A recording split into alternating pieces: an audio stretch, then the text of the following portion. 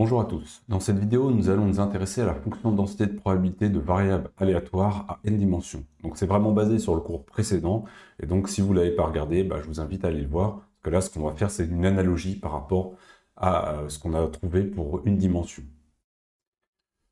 Donc on va partir de deux variables aléatoires, x et y, et on va former en fait ce qu'on appelle un vecteur aléatoire, grand X, qui est donné par x et y. Alors on parlera quand même de variables aléatoires, hein. Le mot vecteur aléatoire n'est pas toujours utilisé, on parle de variable aléatoire à deux dimensions, donc c'est ce qu'on va faire par la suite. Je n'utiliserai pas ce terme de vecteur aléatoire, mais c'est pour vous donner cette définition. Alors comme pour ce qu'on a fait à une dimension, on va pouvoir définir une fonction de distribution, qu'on va noter grand F de x et de y, et grand F de x et de y, c'est la probabilité que grand X soit inférieur à petit x et que grand Y soit inférieur à petit y. Donc si on fait ça, on a à peu près la même structure que pour une dimension. On va définir ce qu'on appelle une fonction de densité de probabilité jointe. Petit f de x et de y, c'est la dérivée seconde par rapport à x et par rapport à y, donc c'est deux dérivées partielles de f de x et y. Et lorsque l'on veut calculer la probabilité que x soit compris entre petit x et petit x plus delta x, et que y en même temps soit compris entre petit y et petit y plus delta y, on a la même chose que précédemment, ça va nous donner delta x fois delta y fois f de xy, dans le cas où delta x et delta y sont petits. Si on intègre maintenant sur toutes les valeurs possibles de x et toutes les valeurs possibles de y, donc de moins l'infini à plus l'infini, pour ces deux variables, si on intègre cette fonction de densité de probabilité jointe, on obtient 1. Là, en fait, on trouve la probabilité de oméga. Alors maintenant, on va regarder un petit peu les propriétés de cette fonction de densité de probabilité jointe. Imaginons qu'on veuille calculer la probabilité que x soit compris entre petit x et petit x plus delta x, sans se poser de questions sur la valeur de y, en prenant toutes les valeurs de y possibles, donc de moins l'infini à plus l'infini. Pour obtenir ça, ce qu'on va faire, c'est qu'on va intégrer la formule précédente en prenant toutes les valeurs de y possibles. Et donc on obtient que ça, c'est égal à delta x, l'intégrale sur moins l'infini à plus l'infini sur y de f de x, y. Et ça, c'est valable tant que delta x est petit. Alors, cette partie-là, finalement, c'est la probabilité que x soit compris entre x et x plus delta x, puisqu'on a pris toutes les valeurs de y, donc pas besoin de faire apparaître cette partie-là.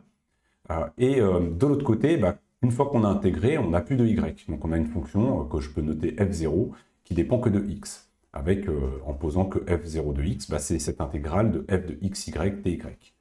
Et quand on regarde bien cette formule, si vous regardez ce qu'on a vu dans le cours précédent, en fait, c'est exactement ce qu'on avait écrit pour définir la FDP, la fonction de densité de probabilité à une variable aléatoire quand x. Donc ça, on retrouve la FDP de x. Donc intégrer la fonction de densité de probabilité sur y, finalement, ça nous permet d'obtenir la FDP de grand X. Et à l'inverse, je peux également faire la même chose en intégrant cette fois-ci sur x, et je vais obtenir la FDP de y. Donc faire disparaître une variable aléatoire, c'est ce qu'on appelle marginaliser. Donc là, on vient de faire une marginalisation pour faire apparaître la FDP de x et la FDP de y à partir de la fonction de densité de probabilité jointe. Imaginons maintenant que l'on souhaite calculer une probabilité conditionnelle. On veut calculer la probabilité que y soit compris entre petit y et y plus delta y, sachant qu'on a mesuré quand x entre petit x et petit x plus delta x. Donc pour calculer cette probabilité conditionnelle, on va utiliser la formule qu'on a vue dans les premiers cours, qui nous donne la probabilité conditionnelle en fonction de a et de b. Alors, a ici, c'est y compris entre y et y plus delta y, et b, c'est la condition qu'on a sur x. Donc, ça nous permet d'écrire que cette probabilité conditionnelle, c'est la probabilité qu'on ait les deux conditions en même temps, que y soit compris entre petit y et petit y plus delta y, et que grand x soit compris entre petit x et petit x plus delta x. Et je divise ça par la probabilité que grand x soit compris entre petit x et petit x plus delta x. Alors, la partie de gauche, finalement, c'est la probabilité que y ait lieu, sachant qu'on a observé x.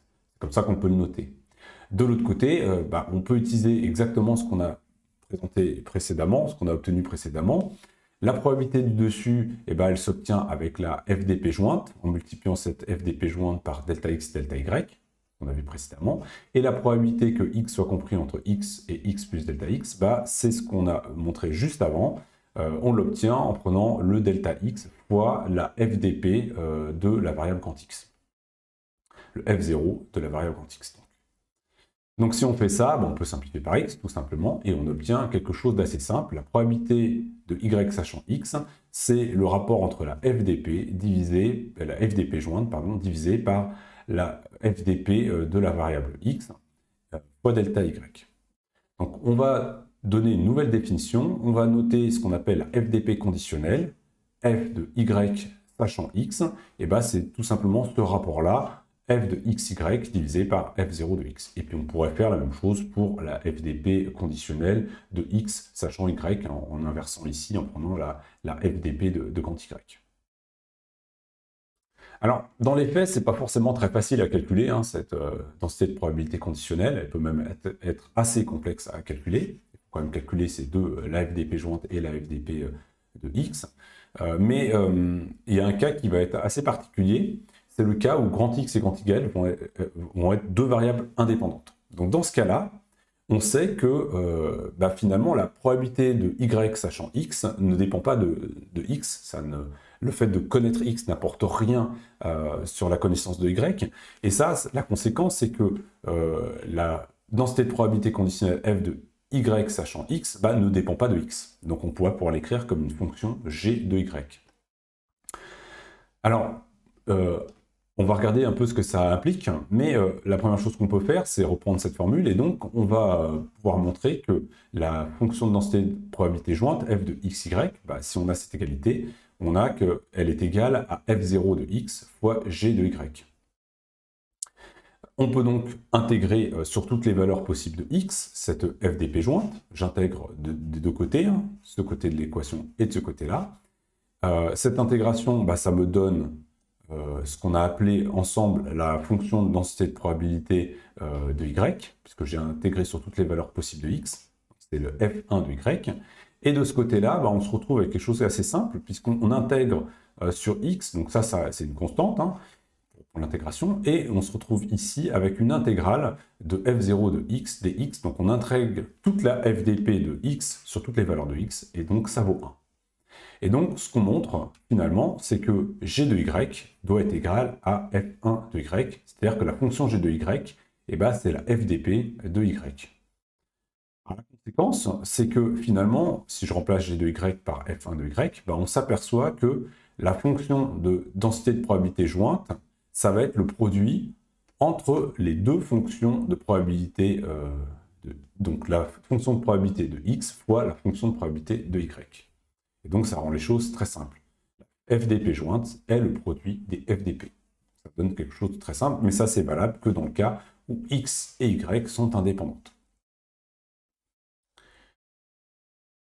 Alors, en fait, on a fini à 2 dimensions. On va généraliser ça à n dimensions, sans démonstration, de façon très simple, vraiment par analogie. Donc, supposons qu'on ait cette fois-ci un vecteur aléatoire grand X qui est composé de n variables aléatoires, x1 à xn.